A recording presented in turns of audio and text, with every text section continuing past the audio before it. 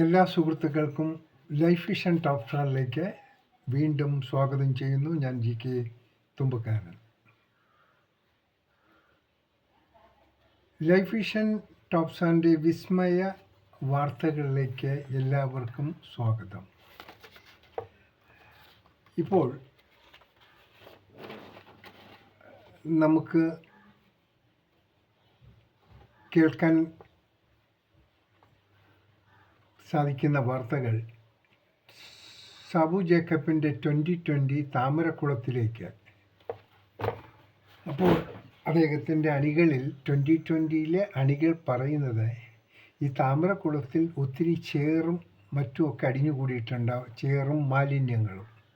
എന്നാൽ അതുണ്ടെങ്കിൽ മാത്രമേ താമര വളരുകയുള്ളൂ എന്നാണ് സാബു തോമസ് കരുതിയിരിക്കുന്നത്. നല്ല വാർത്തയാണ്. ഒപ്പം ചുവന്ന കൊടി പിടിക്കുന്ന നേതാക്കന്മാരുടെ ദല്ലാളന്മാർ ദുബൈയിൽ ശശി തരൂരിനെ സന്ദർശിച്ചതായും അറിയുന്നു. ഒരു ജേർണലിസ്റ്റാണ്, ലോക പൊളിറ്റീഷ്യനെ കുറിച്ച് നല്ല അറിവുള്ള ഒരു വ്യക്തിയും കൂടെയാണ്. തിരുവനന്തപുരത്ത് നിന്ന് ഒത്തിരി തവണ മത്സരിച്ച് MP സ്ഥാനത്തെത്തിയ വ്യക്തിയുമാണ്. വളരെ വൈകാതെ തന്നെ അദ്ദേഹത്തിൻ്റെ മനസ്സ് തുറക്കും.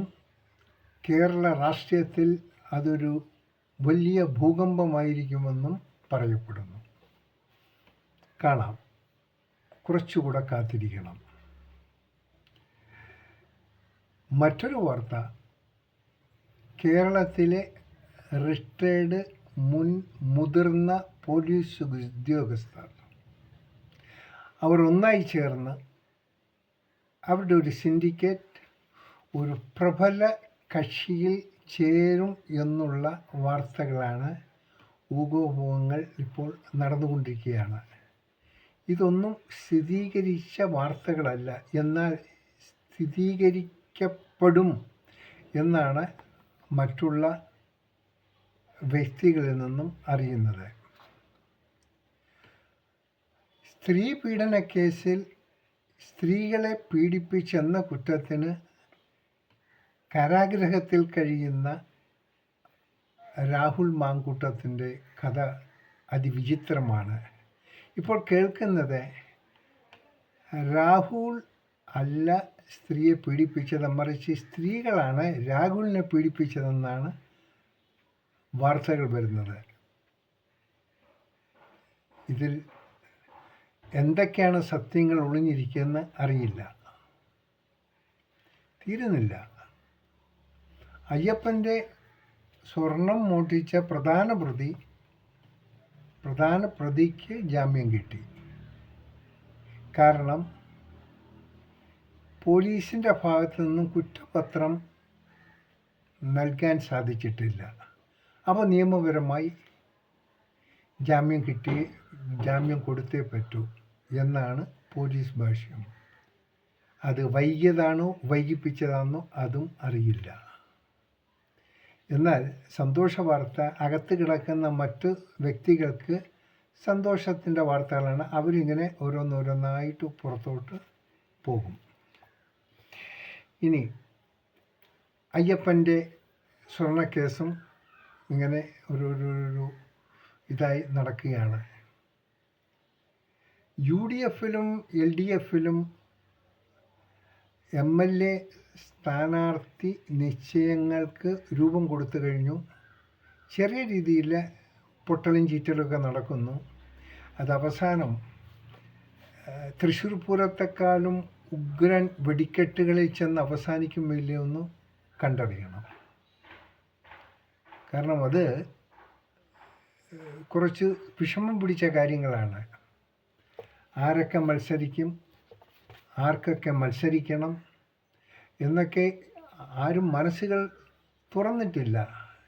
കുഞ്ഞു ഘടകകക്ഷികൾ അവർക്ക് ആവശ്യമുള്ള സീറ്റിനായി യുദ്ധം പ്രഖ്യാപിച്ചു കഴിഞ്ഞു. എല്ലാവരെയും സമാധാനപ്പെടുത്തണം. നമ്മുടെ ആനവണ്ടി ആനവണ്ടി മന്ത്രി മത്സരിക്കുന്നത് പത്തനാപുരത്ത് നിന്നാണ്. ഇപ്പോൾ കേൾക്കുന്നത് പത്തനാപുരത്തുള്ള ഓരോ വ്യക്തികളുടെ മനസ്സിലും എപ്പോഴും കാണുന്ന രൂപം ശ്രീ ഉമ്മൻചാണ്ടിയുടെ രൂപമെന്നാണ്. എപ്പോഴും അതിങ്ങനെ നിൽക്കുന്നു. അതിൽ കാരണം കൂടെയുണ്ട്. അതിൻ്റെ കാരണക്കാരിയായ സോളാർ സുന്ദരി പശ്ചാത്തപിക്കുന്നതായിട്ടാണ് അറിയപ്പെടുന്നത്. അവരുടെ പശ്ചാത്താപം അവർ വിളിച്ചു പറയുകയും അത് നമ്മുടെ പത്തനാപുരത്ത് ഉള്ള എല്ലാവരും അതറിഞ്ഞിരിക്കുന്നു. അതിൽ ശകലം ദുഃഖവും രേഖപ്പെടുത്തിയിരിക്കുന്നു. അതുകൊണ്ട് ആനവണ്ടി മന്ത്രിക്ക് കുറച്ചധികം പണിപ്പെട്ടെങ്കിൽ മാത്രമേ ആനവണ്ടികളുടെ മന്ത്രിയായി വീണ്ടും വരാൻ സാധിച്ചു. അത് വന്നാൽ, ആ പാർട്ടി ജയിച്ചാൽ. എന്തായിരുന്നാലും ഈ വിസ്മയ വാർത്തകളിൽ ചില സത്യമായിരിക്കാം, ചില സത്യമല്ലാതായിരിക്കാം. എങ്കിൽ തന്നെയും ഈ സ്വാതന്ത്ര്യ ഇൻഡിപെൻഡൻറ്റ് ഡേയിൽ ഇങ്ങനെയുള്ള വാർത്തകൾക്ക് നമ്മൾ കൂടുതൽ ശ്രദ്ധ കൊടുക്കണോ വേണ്ടയോ എന്നത് ശ്രമിക്കുന്നവർ നിശ്ചയിക്കേണ്ടത്. നിങ്ങൾ ആലോചിക്കുക. വീണ്ടും നമുക്കിങ്ങനെയുള്ള വിസ്മയ വാർത്തകളുമായി കാണാം ഒരിക്കൽ കൂടി. Thank you.